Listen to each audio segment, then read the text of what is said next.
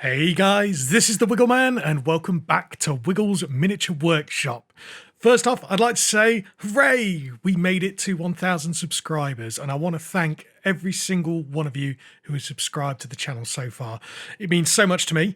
Genuinely, I wouldn't be here without you. If it was without you guys, I would be at 0 subscribers still. So thank you, thank you, thank you. Honestly, it means a lot to me. I never thought that we'd actually get this far with the channel as is. But yeah, I'm absolutely over the moon, really. And to celebrate, I'm opening up a Discord channel, kind of foster this community a little bit. It's a place where you can come and discuss 3D printing. It's a place where you can discuss what kind of cool STLs that you found that you'd like to print, give me suggestions for what you'd like to see in the videos. And of course, it's also a place where you can come and ask for feedback on your paint jobs, show off what you think's cool, show off what you've done, things like that. Speaking of what's cool, today we're going to be we're going to be painting this bust of Nosferatu Batman. And as always, the link for the STL file will be down in the description below. So if you like it, go give that artist some love because they deserve it. In regards to how we're going to paint it today, I went with a slightly different approach. This project for me was a mixture of two things. One, it is printing out something on my Elegoo Saturn 2, yes, because my original Elegoo Saturn died, sadly. Rest in peace, but we got Saturn 2 now, bigger print volume. I wanted to see how big a model I could print. And as for the colour scheme that we go with, I was actually watching a video by Lila Mev earlier today, and it basically inspired me to work on this. For me, I've been in a bit of a artist block, so to speak, when it comes to printing minis. I've got several projects on the go all at once. However, as soon as I watched this video by Lila Mev, it just inspired me to go, hey, I've not made a Halloween video. Hey, this process should work perfectly for this model, which I'd seen kicking around. So, hey, let's give it a go. And actually, let's give me a very quick result. I painted this in approximately 45 minutes of just pure paint time. That's not including drying times and down brushes and things like that. Just 45 minutes of painting time. My flatmate, he left the house when I was starting the project and I was pretty much finished with it by the time he got back. So yeah. So you're probably saying to yourself, all right, Wiggle, stop the waffling. What is this secret colour scheme that you're going for? Well, the secret is that I've just swapped from going from red, yellow and blue to using cyan, magenta and yellow. So CMY colour wheel. Again, Lila Mev goes over it in her video. I will also link that in the top right of the corner. Don't leave to watch it just yet. Finish this video, then go watch it. It's very useful. But you'll see here I've laid down basically a very, very dark kind of cyan, so bluish, greenish blue shadows on the model. And then I'm currently going over that with a magenta that's going to kind of form the base of our flesh on the model. And whilst I was painting it, the magenta was actually very, very runny. I think it was something to do with the PSI that I was pushing it through the hose at, or maybe I've just not shaken it enough. However, that came as a bit of a benefit later on. But now we're going to apply our yellow in a zenithal highlight. That's going to act as the kind of base of our skin tone. And you can see just from using these three colours, pushing them through the airbrush as inks, going at different directions, different angles, that's creating some real interesting areas on the model. You've got the blue kind of giving us the shadows. You've got the red showing that there's a bit of life to the flesh, while the yellow lays down a foundation that we can then later improve on. So I then take our yellow that we've used for the flesh and I mix in a bit of titanium white ink with it and begin to kind of reinforce the skin tones around the model. Once again, we're just going in kind of a zenithal spray pattern over the exposed flesh parts of the model. You'll also have to forgive how bloomy the camera is at the moment. Don't worry, once this clip's over with, that resolves itself. It turns out that my camera was going from very, very cold, heating up, causing condensation inside of the lens. Who'd have thought? So once we're happy with that initial tone, we're going to add some highlights onto the skin. This is the point where we move now to more traditional miniature painting paints. So I'm using one of my personal favourites, Vallejo Game Colour Bone White. I'm using that once again to add another layer of highlight onto the skin. That's going to then give us more of a foundation that we can start highlighting with a bit of brushwork later on. But don't worry, there's some more airbrush work to come. So now I've lost a bit of the magenta that we'd originally put down onto the model. So I take that original muted pink ink that you can see in the top right corner there and begin to spray it in the kind of the torn flesh Batman logo on the chest. That'll give a bit more interest, a bit more depth into the model. I also spray it kind of around the ridges from where his leathery cowl meets his skin as well, to show that it's more of an organic thing. He's not wearing a cape. The cape is part of Vampire Batman.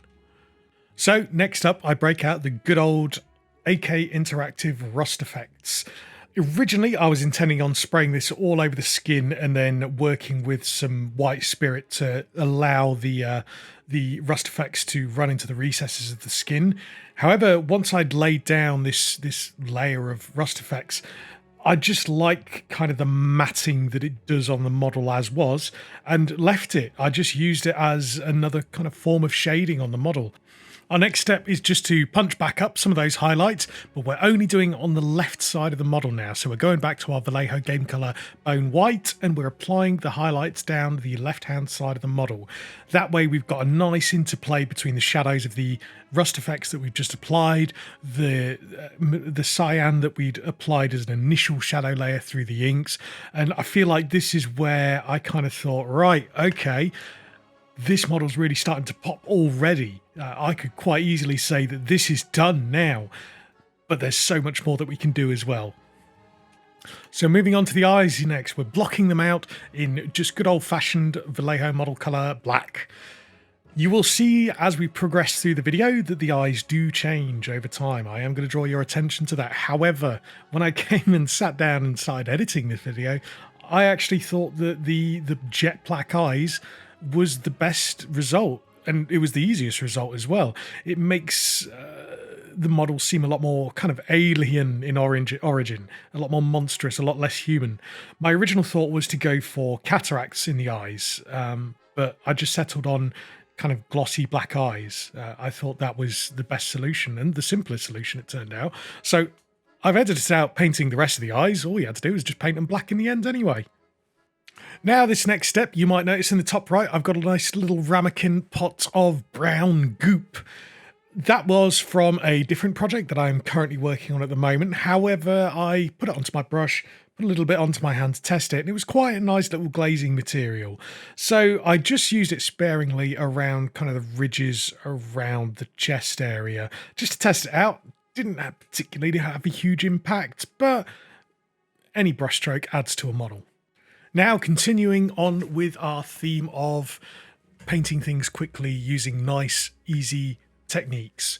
We're doing a bit of glazing, but the technique we're really using here is letting the model do the work for us. We've put down a lot of foundation work just using the airbrush, just picking out all those highlights, all those ridges, all those bumps, all those wrinkles that he's got around on his face and his neck. And now we're going to do the brushwork using our Vallejo Bone Whites. This is mixed at about a 4:1 ratio, so 4 parts glaze medium, 1 part bone white. And once again, we're only focusing on the left-hand side of the model, and we're just picking out the tips of the skin, we're picking out the folds, we're picking out the wrinkles, we're picking out kind of the sinewy bits that connect his neck to his clavicle, I think. I don't know, I'm not a biologist. And we're using that, once again, add more interest to the model, add some highlights. And as you'll see as it goes on, it really, really helps the model to pop that little bit more. So because we're letting the model do the work for us, we're actually not spending too much time glazing, which is one of the most painful parts about glazing, is that it's such a time-consuming process. We're now doing another layer of highlights. This time we've added a little bit more white into our bone white mix to do our absolute extreme high point highlights. So we're focusing mainly on the face, mainly on and around the eyes, mainly on the neck, where the viewer's attention is going to be drawn on the model. And using this simple technique, we are minimizing our time spent painting whilst maximizing the effect of the paints we're using. If you're enjoying this video so far, if you're still watching to this point, again, I would invite you to come and subscribe, join us on Wiggles Miniature Workshop, and check out our new Discord. That'd be great. Lovely. Yay. So back onto the chest area of the model, the Batman logo as it is, we are going back with our muted pink acrylic ink, and we are using that directly with the brush and painting that in. Now, normally I wouldn't do that. However, what I wanted to kind of simulate here was a wetness, the fact that it's exposed muscle fibers on the model. And then from that muted pink, we also add in a couple of drops of titanium white ink as well to make a much more pink ink. And we're going to essentially wet blend that together whilst the muted pink on its own is still wet. And that creates some nice variations in colour, and it really helps to kind of override the airbrush work that we did over the flesh that's bled into the rest of the chest area. And at this point, I realised I'd completely forgotten about his ears as well. So we take that mix of titanium white and muted pink, and we chuck it in the airbrush, and we just spray it on. Then once it's dried off, we take our muted pink and spray in some shadows onto the ears as well. Once again, give a bit more interest to the model, a bit more variation as to how it looks. So you now join me about midway through blocking out the black areas that are going to act as our black leather on the model, the organic-y parts. If you want a really nice piece of advice that I've been using for quite a while now when it comes to painting large surface areas where it's going to be a very sharp kind of line without using masking tape, is essentially just block in your colour that you're going to be spraying with around those areas. So in this instance, we hand painted the black around the face of the cowl and around the edges where the cowl meets the flesh, and then just use that as a guide to airbrushing the rest of it. That way you're not worried about cross-contaminating your black with the work that you've already done. And then to highlight these areas, we're going to use, once again, one of my favourite colours to use when it comes to highlighting black, which is Vallejo game colour Somber Grey.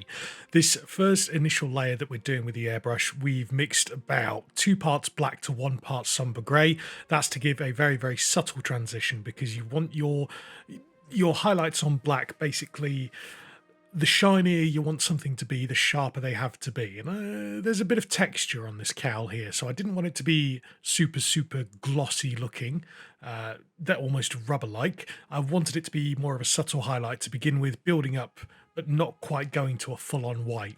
And with each step, we just add a little bit more white into the mix, and we reduce the area that we're airbrushing our highlights onto. And you'll also notice, once again, we're only focusing on the left-hand side of the model, because our right-hand side is meant to be dipped in shadow and our left-hand side is where the light source is coming from. Now adding the final details onto the model, and that is painting the teeth. This is where I feel like I kind of let myself down the most.